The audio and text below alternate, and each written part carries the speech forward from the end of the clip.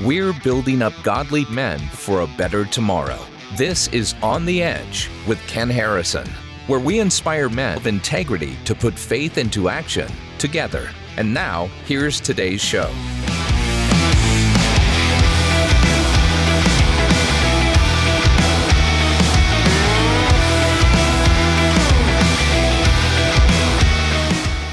So I'm talking to Dr. Meg Meeker, who PhD, child psychology, written a bunch of amazing books. We started off by talking about how I'd read your book, Strong Father, Strong Daughter, years ago, and it made a huge impact on my life. Mm-hmm. But you've written books about fathers and sons. Yes. What you know is kids.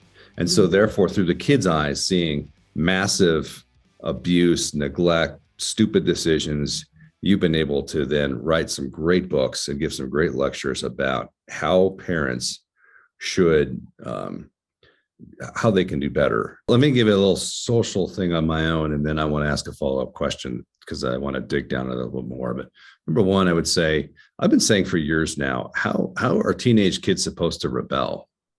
Bono asked the question, where are the angry young men? Well, in our day, rebelling was smoking in the boys' room, a la the Motley Crue song or the remake, having sex, rock and roll. Those were all horrible things. And we were against the teachers, and, we would stand up and, light our cigarette. Not me, but, guys would light their cigarette up, and they used to go out in the pit with their Iron Maiden t-shirts on and smoke the cigarettes.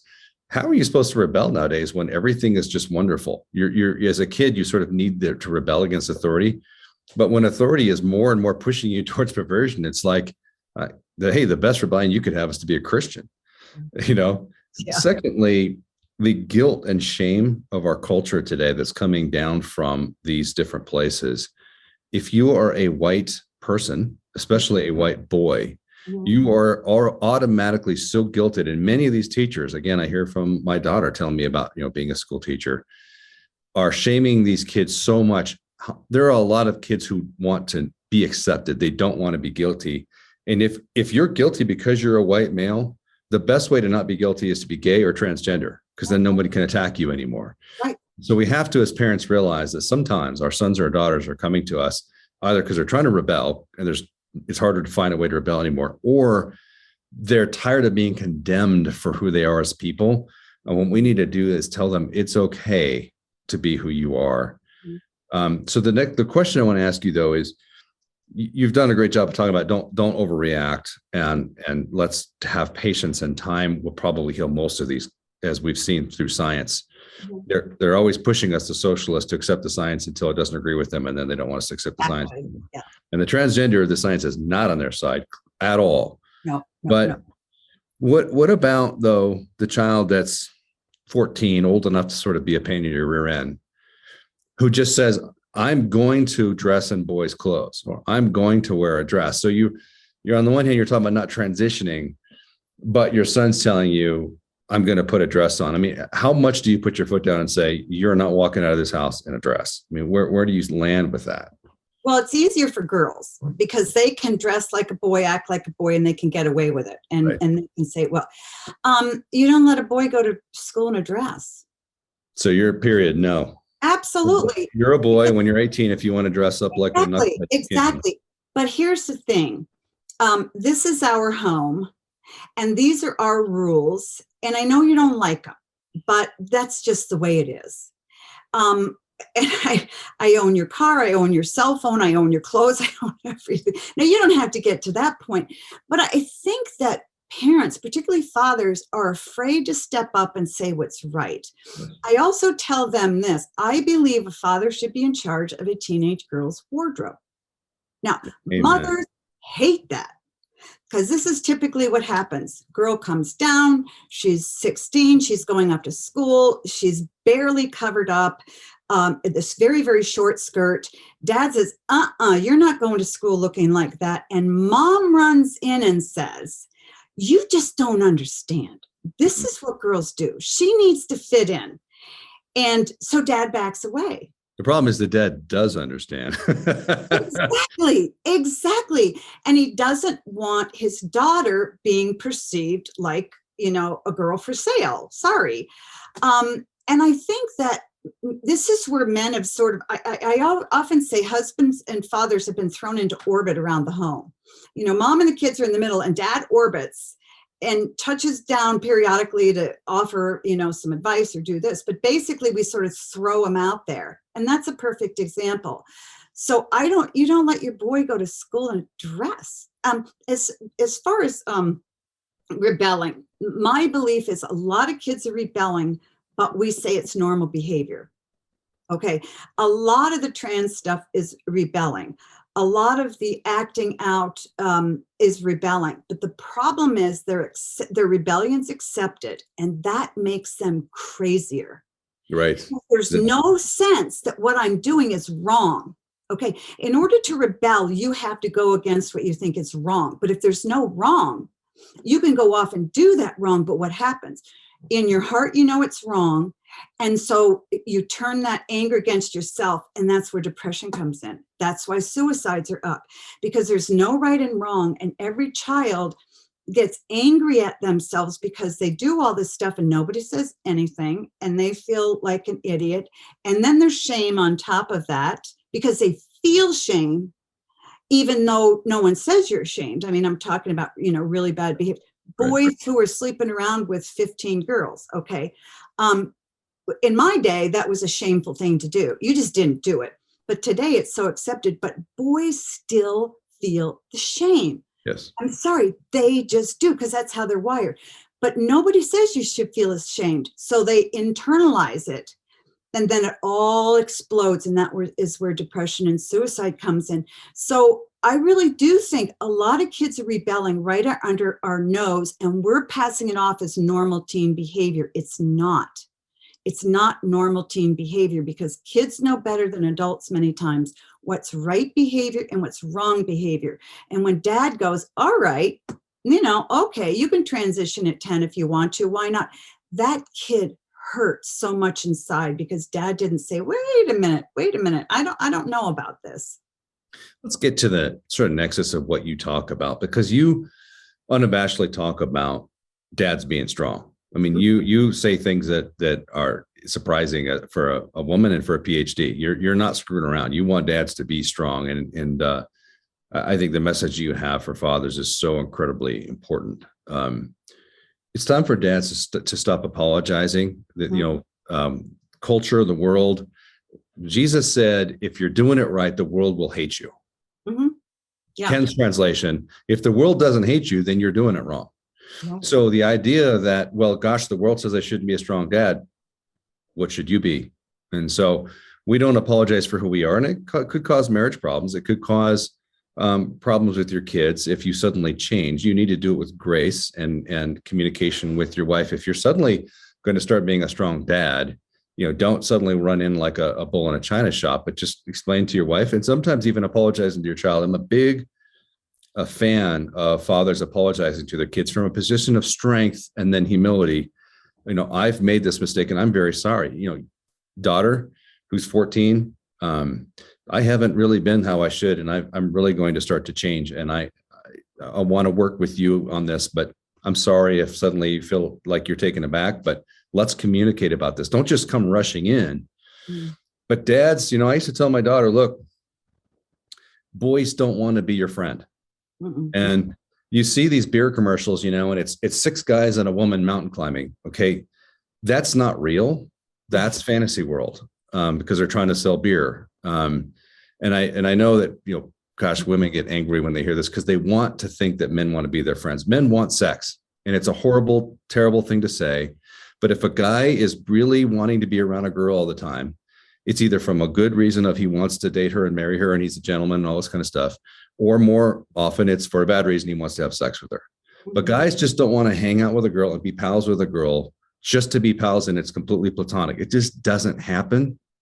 And someone's going, well, I knew this one time out of a million that happened. Okay, well, maybe one time out of a million.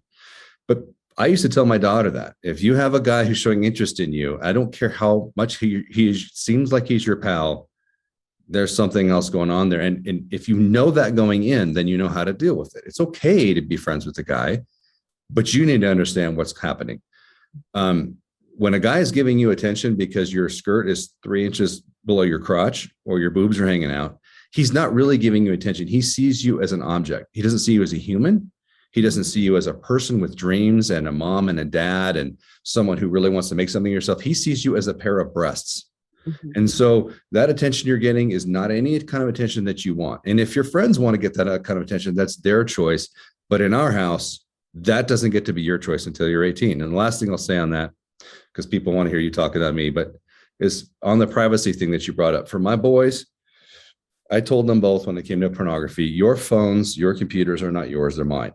All of your passwords will be mine. I will check your phone periodically whenever I want, your computer whenever I want. If I see any pornography on there, any nude pictures of any girls, you will miss the next sports season, the whole sports season. And it's on you to explain to your coach, because they were 3 sport kids, why you're not going to be playing football or wrestling or whatever, because that's how it will be. And I told him, when you're 18, if you want to look at porn and be a perv, that's your deal. But until you're 18, it's my deal. And so I'm telling guys now how I was a dad. And I really love the fact that you kind of affirm how I was a dad, because you know what? It worked remarkably with my sons. Boys need help to become men. That's why God gave them fathers. And so we need to be strong and unapologetic, again, gracious and humble, and try to be empathetic. Because I remember the powerful sexual drive of being a 15-year-old boy. It is beyond any sort of reason. And you know what helped me? I had a really strong dad who was a retired professional boxer who I didn't want to mess with. So I did nothing that would ever make my dad upset with me. And there was a grace in that. And I said to my dad, he was really harsh in many ways, but I thanked him, because my marriage 31 years later is so blessed, because my dad was so clear with me about masturbation, about lusting after women, about sexual perversion. And I'm so thankful that my marriage is so much easier than other men's, because I never got into that garbage, because my dad terrified me. Did he do it the right way? There are probably better ways to do it, but it sure worked. And so I think we need to start erring on the side of being strong fathers instead of apologetic little wimps that are trying to do what the world tells us is okay. Yeah. No, you're absolutely right. And I think that, you know, when we think about authority and strength, I think of leadership. Men are afraid to lead because they're afraid of being seen as oppressive and a hammer. And I think if you lead like Jesus led, you know, everybody in his presence knew he had an extraordinary strength, but he didn't have to go around, you know, hammering it on people. So if you come in and you know you have strength and you know you have authority, everybody's going to know it. But a lot of men question that, so they go, I just don't know if I say anything. I kind of don't want to mess up my kid emotionally, psychologically, this kind of a thing, because that's what they're trained to do. But I think that what you have to realize is, you know, you have to listen to your instincts, first of all. And, you know, if you have a daughter and you don't want that daughter dating some creeper or going to school dressed a certain way, you have to say, here are the rules, and you can't go dress to school this way because you know, here's why it's wrong and here's why it's dehumanizing. And also, my job as a dad is not to let you do that, because I'm training you how to live a great life when you're 25.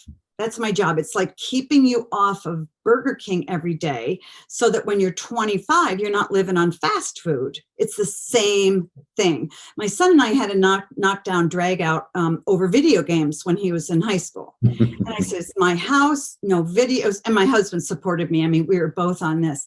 And it's very interesting. He went off to college the first year. He came home and he said, Mom, thank you so much for not letting me play video games. He said, when I went off to college and I see all these parents paying $50,000 for these kids, these guys are sitting in a dark room for hours playing video games. It kind of sickened me. And so kids eventually know that they're going to see that what you're teaching them is good, feels good, and works well. When they're teenagers and you're telling them not to do these certain things, deep down they know it's right, but they don't want it so intensely because they desperately want to be with their friends or be like their friends. And I get that. But if you don't show them, you know, I kind of feel like, you know, if your kids are walking along a path, say you like to bowl, okay, and you're teaching your kids and you're throwing that ball down the alley, you would never take a kid who didn't know anything and who didn't know how to bowl and just let him throw a gutter ball. You put bumpers in the gutter lanes, right? So the kid can't go nutty and can't go nutty. That's what you're to do, is you have to be that guard, and you have to be willing for your kids to slam into you and you don't get knocked over. I'm sorry you don't want to, I'm sorry I can't let you wear those clothes, but oh well. Those are the rules. I'm sorry I have to teach you, how to stay away from pornography, but this is the way the world is, and it's gonna wreck you. But I do believe you really have to you have to lead in front of your kids and show them how to do it, because kids don't put up with BS. They just don't. They know immediately if you are pulling the wool over their eyes or you're a hypocrite. And that's the tough thing for dads, is they have to be able to walk the walk. And you can't just slam it on somebody because your kids won't listen to you. This generation of kids, they want to know why.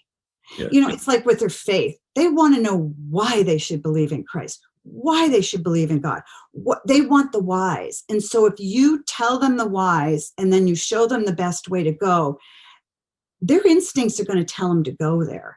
So you're working with a human that's much more malleable than you think they are, because you're told they're not malleable. Right. You're told that if you tell your kid no, they're just going to run away from home. That's not true. Henry Cloud has this brilliant way of handling discipline with his daughters. He has 2 teenage daughters. They're probably older now. But anyway, and he would say to them, here are the rules of the house. When you go out on a Saturday night, you got to come home at 10 o'clock. You can't date a guy. You can't drink. You can't this. He said, so when Friday night would come, they'd go off. And he said, now listen, don't do one of the things you're not supposed to do, because then you'll put me in the position when you come home of having to take away your cell phone or your car. So it was all on them. And I thought, that's brilliant. His kids the girls behaved really well. Because he sort of made it look like it was their choice. You can do that too. Don't go to school and change your clothes in the locker room as soon as you get there. And I find out about it, then you put me in the position of having to take the car away. Bummer. But that's strength and leadership, because you're not going to budge. You're just not going to budge. So let me ask you, I mean, we're talking a lot about men, which is normal for Promise Keepers. But for women, let me give one piece of advice, and then I'd ask you to give one, because a lot of what you're saying, some women are going to push back on, especially if they haven't developed trust in their husband all the way. And I would say never disagree with your husband in front of your kids. Mm-hmm. So even if you think he's being a knucklehead, wait until you're alone. Do not undercut his authority by agree with him. And vice versa too. I remember there were a couple of times I thought my wife was being overly harsh on our kids. I kept my mouth shut until we were alone and go, hey, I think maybe you went a little far. And I remember a couple of times my son saying to me, Dad, wanting me to jump in. And I said, listen to your mother. And then when we got alone, I said, maybe it was a little harsh. So I would just say, spouses, husbands, wives, don't ever disagree with each other in front of the kids. Even if you're angry or passionate, wait till you're alone. But what would you say to wives and moms, because we've been spending most of our time on dads? Mm-hmm. Oh, I totally agree. And I think one of the things that we women do, particularly with daughters, is that, the dad will be telling them something and saying, no, you shouldn't this, or this is right. And the moms will think, no, you don't talk to daughters that way. We swoop into the middle of the conversation and we take over. I've done this. We have 3 daughters and a son. And that's honest. Oh, it is. And it undermines what he's trying to do. And because my husband's a really nice guy, he threw up his hands and walk away. I could write a great book. Why do nice guys marry mean women? I don't know. But anyway, and then I learned, he said, don't ever undercut my authority with the girls. And I thought, that's right. Because what I'm teaching the girls is dad doesn't know what he's talking about. So you need to listen to me. I never want my kids to think their dad doesn't know what he's talking about. He does know what he's talking about. So you're absolutely right. It has to be behind closed doors where you disagree.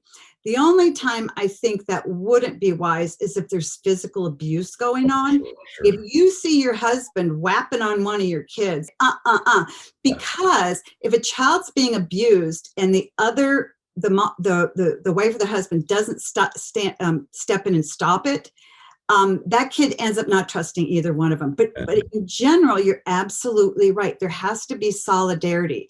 Because if kids smell that there's no solidarity, they will run with that. They will run with it. Well, Dad said that you don't know what you're talking about, Mom. So why do I have to listen to you? Yeah, you never want that. That's another thing, a good piece of advice. Never badmouth your spouse to your kids. Boy, your kids are not your friend. They're your children. If you need desperately to rip on your husband or your wife to someone, hopefully you never feel that way. But if you do, it is never appropriate to do it to your kids. Today's episode is brought to you through the generosity of Waterstone. For nearly 40 years, Waterstone has assisted givers in supporting their favorite charities, like Promise Keepers, by crafting customized, innovative giving solutions. Waterstone gift strategists stand ready to create your personalized charitable plan, utilizing business interests, real estate, appreciated assets, charitable trusts, giving funds, and more. These donor-specific giving strategies allow givers to bypass capital gains taxes, receive a fair market value charitable deduction, and have tax-free growth for years to come. Prioritize income, minimize taxes, and optimize your giving with Waterstone. Find out how to give and receive the most from your assets by visiting www.waterstone.org. We've had I get a lot of comments about the younger generation and their lack of respect for authority, which that's kind of common on every generation. They think the younger kids don't. But I think truly this generation does not seem to respect authority. When I was running companies and stuff, I would see kids that come in and just did not have the natural deference to eldership that we all did. But I think there's a good reason for it, because they've learned that our adults are morons.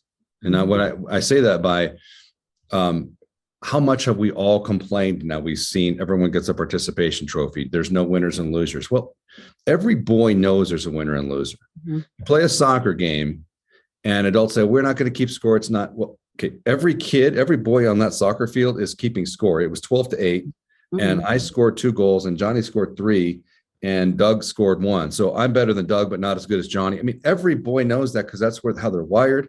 And then when adults say, no, we don't, there was no score. We don't, it was 12-8 and we won. No, you didn't win. So at 6 or 7 or 8 years old, we're already being programmed now. Adults are stupid, because that's how boys are processing.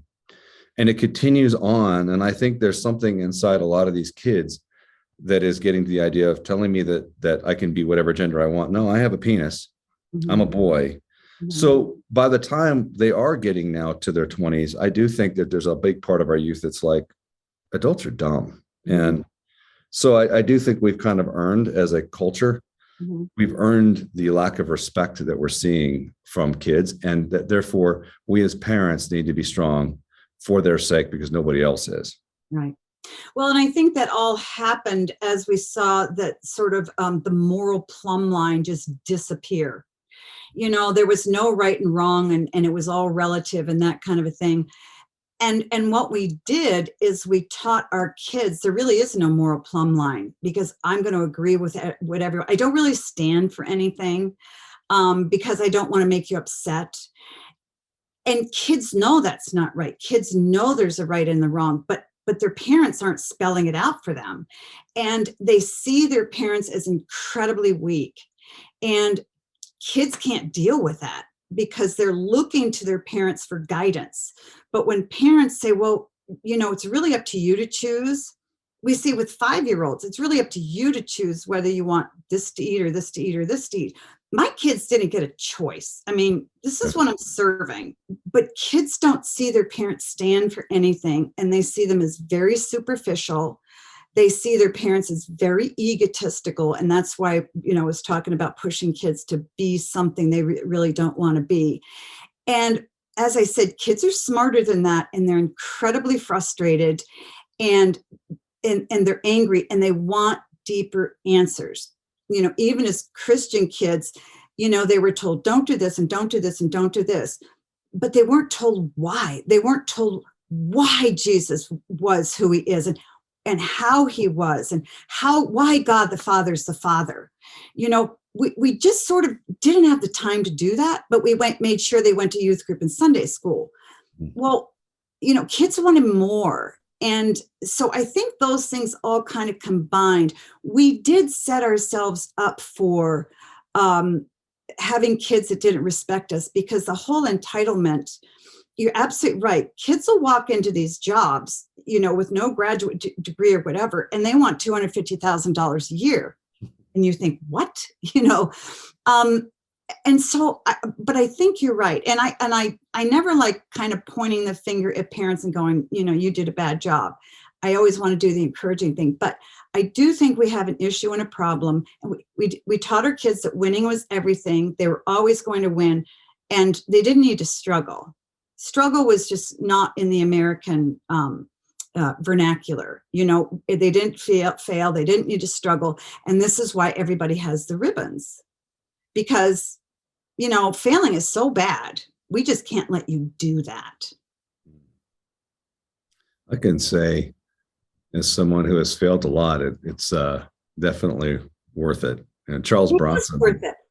Because if you think about people who are successful at anything, relationships, their work, their friendships, these are people who know failure really well, and they've had to stand back up again and go at it again. If you've never known what a messed up relationship or messed up or work ethic or whatever, how it works, you'll never know how to do it right. And so people that are really successful have failed and struggled a lot. That's right. And it's a good thing. I mean, if you look at the two greatest Americans, or at least we traditionally thought of that, Abraham Lincoln and George Washington. I mean, nobody was a bigger failure than Abraham Lincoln over and over and over. I think he lost 42 elections. Mm-hmm. He won one, and he was congressman for one term. He lost every other election until he was president.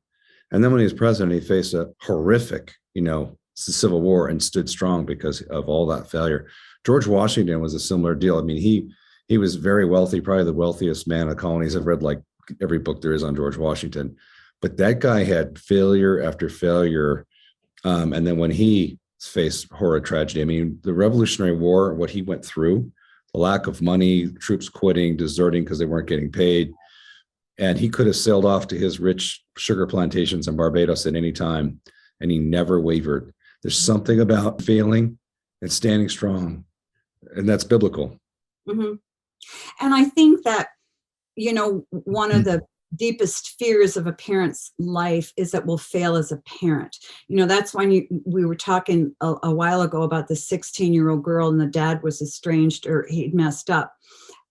Parents do mess up, and sometimes they do get estranged, but that doesn't stop you. You don't go, oh, well, I blew it, I'm done. And I think that sometimes we cower from failure too, because we're afraid we're going to mess up our kids. So we really don't want to fail in any area. And this is why I think we put them in a box and say, you have to be this way, you have to be this way, because that makes me feel good. And then I'm not a failure as a parent. We have to be able to engage our failure, even as a parent. I joke because, with 4 kids, I don't know, my husband and I made a lot of mistakes, and don't worry about mistakes you made that the kids are going to forget it, because when they're in their 20s, they give you this list of all the things you did wrong. Why did you do this? And why did you do that? And, and so they're going to, but it's okay. But we've got to be able to say, I did. And I'm so sorry I yelled at you. And I'm so sorry I forgot you at school that day. And, that's why I got a cell phone, because I forgot one of my kids at school. I said, okay, I can't do that anymore. But that's what we do. And we have to be able to live with that and forgive ourselves and to not make life for ourselves so neat, and not let it get our pride as parents get in the way. Because sometimes we may do things that are bad enough for our kids want to be estranged from us. But we have to be able to look at that and say, okay, what part of that was mine? Because it's never just 100% you have a bad kid. I mean, there's always parenting stuff. And so I think we've been afraid to do that. And we've taught our kids, you really don't want to fail. You have to be okay. And so you're absolutely right. We sort of created this, and we got our kids, this is how we prepared them for life, and it doesn't serve them very well. For all the men out there, I would really encourage you to get her books. They're easy reads. They're full of stories. Some of them we didn't come up to today, but are tragic. And if you're a man thinking, well, what does a woman have to teach me about being a father and man? I will tell you, she's not a woman teaching you. She is an expert in child psychology who's dealt with tragedy after tragedy for years and has a lot of really good advice about how to be a dad from the perspective of the kids that she has treated. So I would really encourage you to get her stuff. Let me just give you the last word, Meg, and then you can sign us out of here on, the last bit of stuff you would say to dads and moms. I believe that one of the things that I really want to do, and I'm called to do, is not to criticize dads. I wrote a book called Hero, Being the Strong Father Your Children Need. And a lot of men said, no, I can't read that. I'm not a hero. I said, you're missing it. From your kids' perspective, you're a hero, and you need to know that. And so really what I want to do is, I really believe if fathers could get a little peek into their kids' hearts and minds, they would really see they have everything it takes to be a great dad. But dads don't believe that. And so I don't come along and tell you what not to do. I come along and say, this is what your kids want, and you can do it. I mean, you really can. It's not rocket science, because what they want and need from you is really pretty simple. I would also encourage dads. I started an online community, Parenting Great Kids. Somebody asked me why I call it great. I thought because all kids have greatness. And in the community, you can find it from my website or Facebook page. Actually, I have a button on our Facebook page just for Promise Keepers. We're having a group just for dads, because I think it's helpful sometimes. Men hear so much from one another, and it's wonderful. But to have a place to hear from your kids. And that's really what I'm a spokesperson for kids. Because a lot of dads will say, well, what do I do with my kid here? And I'm a single dad. What do I do with my daughter here? What does she want? What does she need? And that's why I can come in and step and say, this is what your kids want you to do. And that goes along with your dad instincts. So act on it. Don't be afraid. Act on it. And so I would just encourage, dads to go to the Facebook page and click on the Promise Keepers button under where you see my face. Men need so much encouragement. And here's another thing I could do, Ken. And I will tell you, I've gotten death threats from women, which is wild, because I tell women what to do and what not to do with husbands.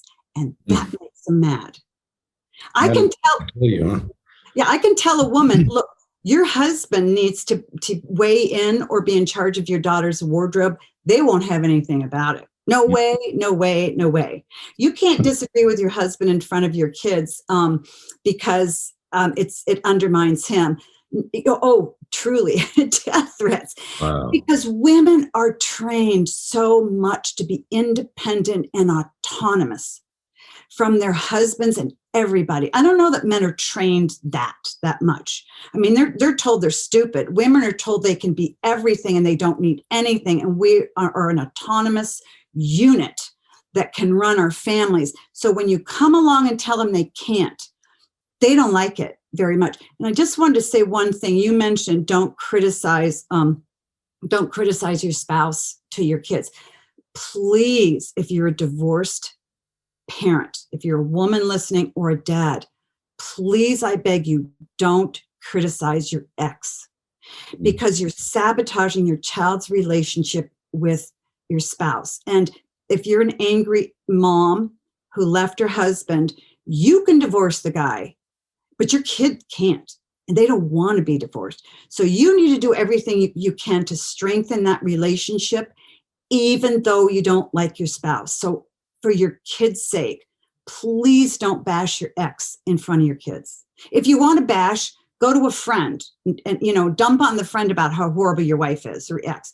not to your kids. It'll come back to bite you terribly.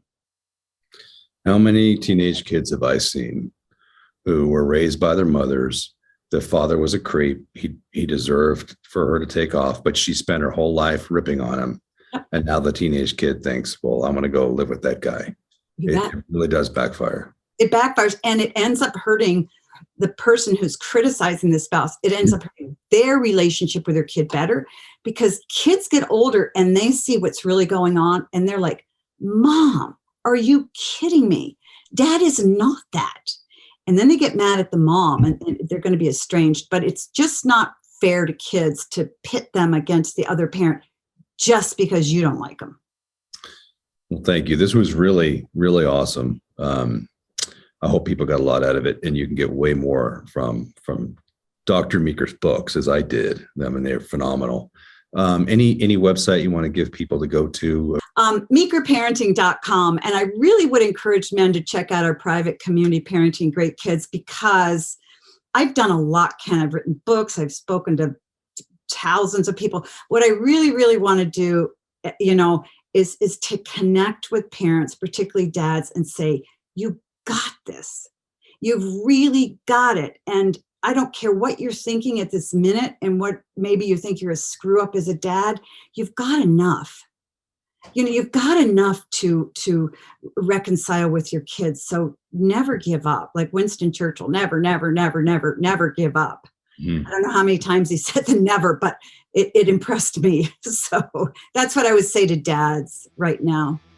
Perfect. Well, thank you so much. This was, again, I love talking to you. So much wisdom. Thank you. Thank you, Ken. Thanks for listening to On the Edge podcast with Ken Harrison.